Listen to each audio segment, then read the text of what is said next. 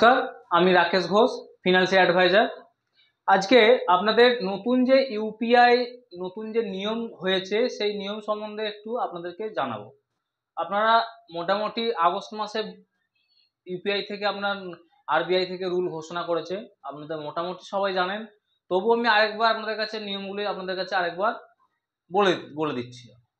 দেখুন, নতুন যে 1 আগস্ট 2025 থেকে ইউপিআই নতুন নিয়ম শুরু হয়েছে, সেখানে বলা হচ্ছে যে প্রত্যেক দিন আপনারা 1 লক্ষ টাকা পর্যন্ত পাঠাতে পারবেন। মানে একটা ইউপিআই আইডি থেকে অন্য কোনো ইউপিআই অ্যাকাউন্টে কিন্তু 1 লক্ষ টাকা কিন্তু পার ডে পাঠাতে পারবেন।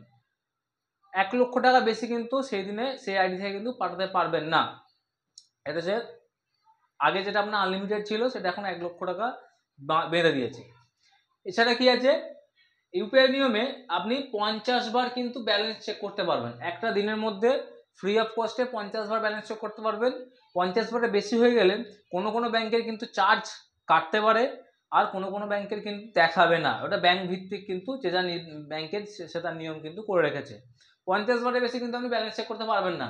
ব্যালেন্স চেক করেন আপনার টাকা কাটতে পারে, অথবা আপনার ব্যালেন্স নাও দেখাতে পারে। 3 নম্বর নিয়মটা হচ্ছে যে আপনি ডেলি মিনিমাম 10টা থেকে 20টার বেশি ট্রানজ্যাকশন করতে পারবেন না। এই ট্রানজ্যাকশনটাও কিন্তু প্রত্যেকটা ব্যাংকের ক্ষেত্রে আলাদা আলাদা, মানে স্টেট ব্যাংকের ক্ষেত্রে আলাদা, উজ্জীবনের ক্ষেত্রে আলাদা। বেশিরভাগ ব্যাংকে কিন্তু 10 থেকে 20টার বেশি আপনি কিন্তু লেনদেন করতে পারবেন না। এতটুকু আমরা সবাই জানি, এটা আমরা সবাই জানি। যেটা আমরা জানি না এবং যেটা আমাদের জানার দরকার, সেটা আমাদের অবশ্যই জানতে হবে।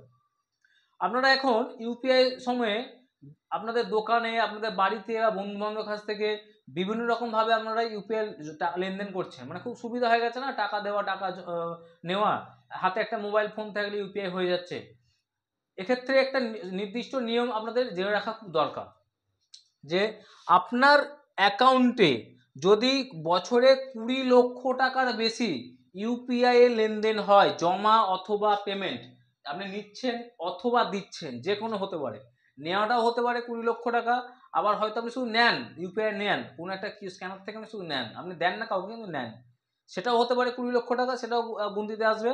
যারা ইউপিআই পেমেন্ট করেন 20 লক্ষ টাকা, যে আপনারা মোবাইল থেকে 200, 500, 1000, 10,000 করে পেমেন্ট করছেন, তাদের কিন্তু 20 লক্ষ টাকার বেশি যখনই হবে একটা ফিনান্সিয়াল ইয়ারে, তার কিন্তু জিএসটি রেজিস্ট্রেশন করতে হবে।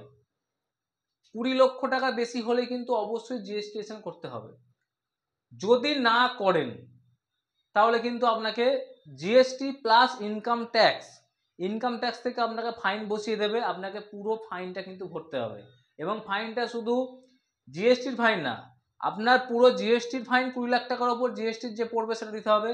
এবং ইনকাম ট্যাক্সের আইন অনুযায়ী আপনি যে লেনদেন করছেন তার যে ইনকাম ট্যাক্স, তারও কিন্তু আপনার ট্যাক্স পড়বে বা ফাইন পড়বে। এটা কিন্তু আপনাকে মাথায় রাখতে হবে। মানে 20 লক্ষ টাকার বেশি কিন্তু আপনি ইউপিআই কিন্তু লেনদেন করবেন না। যদিও করেন, আপনার যেন কাগজপত্র সব ঠিক থাকে, মানে জিএসটি নাম্বার যেন আপনার থাকে, নাহলে কিন্তু আপনি বিপদে পড়তে পারেন। এটা কিন্তু মাথায় ঢুকিয়ে রাখবেন।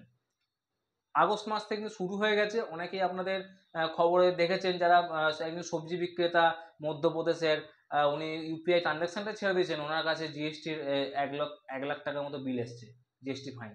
আপনারা দেখে জেনে শুনে করবেন, এটা কিন্তু আপনাদেরকে কমাতে হবে। ইউপিআই লেনদেনটা মূলত করা হয়েছে ছোট ছোট ট্রানজাকশনের জন্য।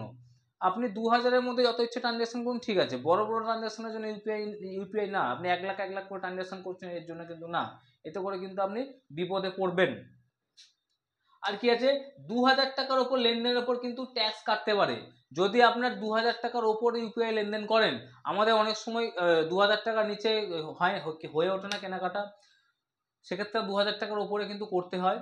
নিয়ম বলছে আপনি প্রচুর লেনদেন করছেন, ইউপিআই প্রচুর লেনদেন করছেন, সেক্ষেত্রে যদি 2000 টাকার বেশি লেনদেন হয়, সেক্ষেত্রে কিন্তু আপনার কিন্তু ট্যাক্স বা টিডিএস কিন্তু কাটতে পারে, ফাইন এক্সট্রা করে কিন্তু চার্জ কিন্তু কাটতে পারে। এটা কিন্তু রুলে কিন্তু বলা হয়েছে, যদিও এখন কিন্তু চার্জ বসায়নি, কিন্তু যদি বসায় আপনার কিন্তু কিছু করার থাকবে না। তাই 2000 টাকার নিচে যত লেনদেন করবেন আপনাদের কোনো অসুবিধা থাকবে না। আরেকটা বলি, ক্রেডিট কার্ড, যারা রুপে ক্রেডিট কার্ড ইউজ করছেন, আপনারা স্ক্যান করে টাকা দিয়ে দিচ্ছেন, সে রুপে ক্রেডিট কার্ডের কিন্তু 2000-এর বেশি যদি আপনারা লেনদেন করেন, সেখানে কিন্তু আপনার কিন্তু চার্জ কাটবে, চার্জেবল। 2000 টাকার বেশি কিন্তু আপনারা বিজনেস অ্যাকাউন্টে কিন্তু দিতে পারবেন না, এর জন্য কিন্তু চার্জ দিতে হবে। আর ইউপিআই বিভিন্নভাবে স্ক্যাম চলছে, বিভিন্নভাবে ফ্রড হচ্ছে, একটু মাথায় রাখবেন।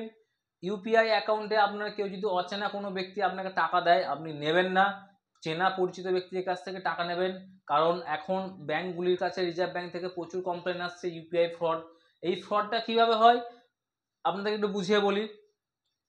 ধরুন আমি কারোর কাছ থেকে 10,000 টাকা পাবো, সে আমাকে 10,000 টাকা দিচ্ছে। সেই ভদ্রলোক, তার অ্যাকাউন্টে যে টাকাটা এসেছে সেটা কোনো চুরির টাকা এসেছে কোনো না কোনোভাবে।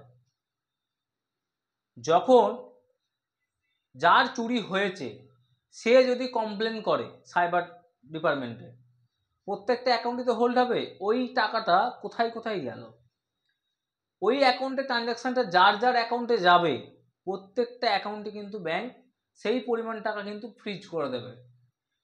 এটা মাথায় রেখে আপনারা কিন্তু ইউপিআই এর টাকা কিন্তু গ্রহণ করবেন। আপনাদের আশেপাশে দেখবেন অনেকের অ্যাকাউন্ট গেম খেলার জন্য কিন্তু ফ্রড হয়ে গেছে।